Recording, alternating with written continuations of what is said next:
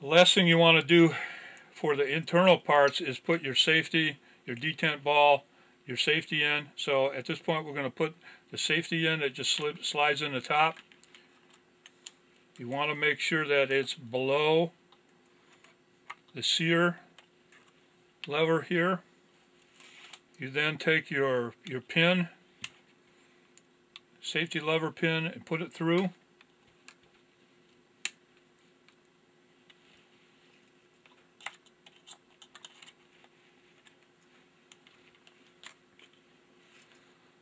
Put your pin through, and you can see how the safety lever swivels on that pin and connects and disconnects the disconnector. Your last step is the detent ball, your detent ball spring, and the detent ball pin, spring pin. Notice that there's a small notch in that actually fits over the edge of this, and that keeps that from coming out. And the way to put that in is just simply press down on it. There's a small hole.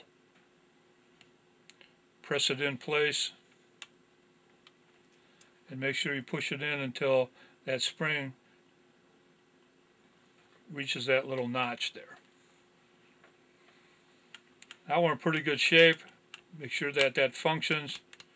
Disconnect. One way you can see in this hole is where the safety connects the spring and the disconnector from the trigger mechanism. So if you look in there, make sure that that's lined up, and you're good to go from that standpoint. Our next step is to put the magazine, the tube magazine back in, and the inner tube magazine.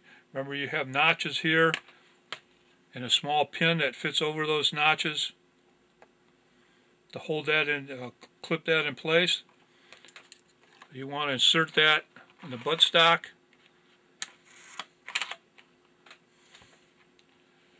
See, it comes back out, and you can rotate that around your pin or your clip.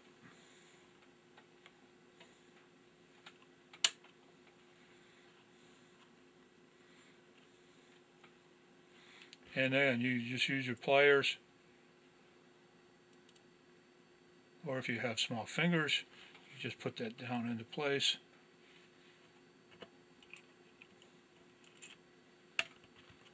And it clips right in. Now your magazine is in place.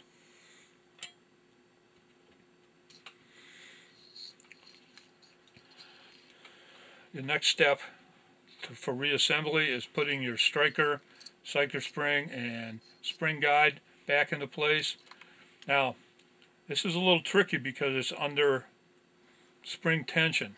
So I'm going to show you without the spring in here how to do this, so that when you do it with the spring it'll be easier. You'll know what you're doing. Put that striker back in, and you'll notice that it gets hung up on the sear. To disconnect that, you press the trigger, take the safety off, press that trigger, and you can see the disconnector moving forward. If you press the trigger, move the disconnector forward, and press that down, the striker now rides over the sear and sets into place. Now, it's a little easier to do without the spring in the way, in the spring guide, but this is what, if you're trying to cock the gun with that spring, this is what is keeping that in place. So you want to put pressure on this. When we get to the point, you can do it with your thumb and your finger by pulling the trigger to disconnect it. Use your small screwdriver or some other tool to push down on the sear. So I'm pulling the trigger, pushing down on the sear, and pushing the striker back into place. Pull the trigger, releases the sear, and the striker comes forward. Now, the trick is doing that under spring tension. So put your striker guide, spring guide, assembly in, put your striker in place, make sure that that's lined up and in place. Now your under pressure, and again, you're being held up by this piece here. That's your sear. So you got to figure out a way to, you need 3 hands. I usually use my thumb.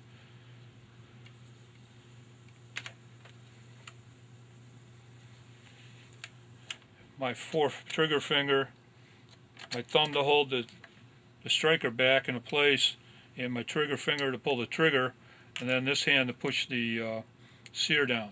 So let's get it lined up. It's held into place with my thumb. I'm pulling the trigger, I'm pushing down on the sear and cocking the striker with my thumb. And that's one of the little tricky parts to do that. Get some help if you have a spare hand handy to do that, or do it as I told you. Their next step is put the bolt spring guide and a spring in, and you can just simply line that up.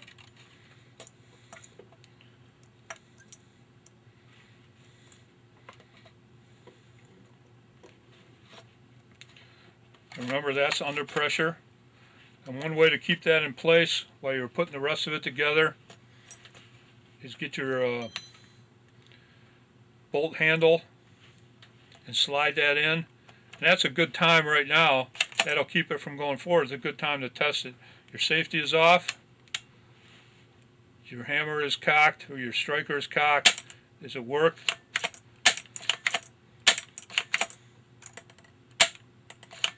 And so you got a functioning gun at this point. Next step, put your trigger guard back in. Again, these 2 hooks. This hook slides right over the trigger, goes forward. Put your trigger guard pin in, press that into place. Again, if you haven't had your rifle apart before, those pins might be stiff, but it'll go right back into place. Put your safety on, you're good to go. We're getting down to the end here. Final steps, put your barrel block and barrel support in place in the slot. Remember, this says front, and the notch, the tab in the notch goes forward. Set that in place. Take your barrel,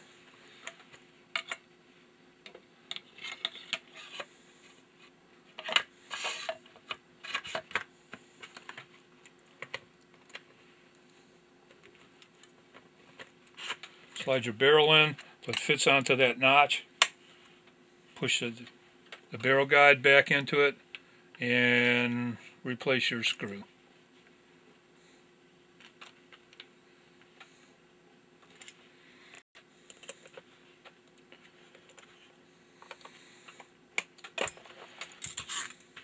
Your last step, make sure your shell guide is in the down position.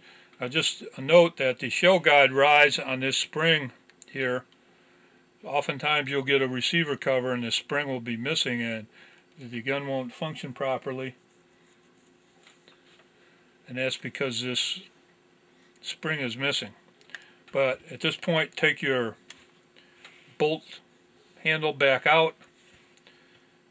Get your ejector back into place. It slides in this slot here, as so. Simply place your cover back on. You have 2 screws. Doesn't really matter which one they go into.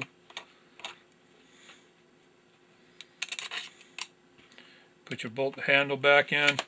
Give it a little function test. Take the safety off.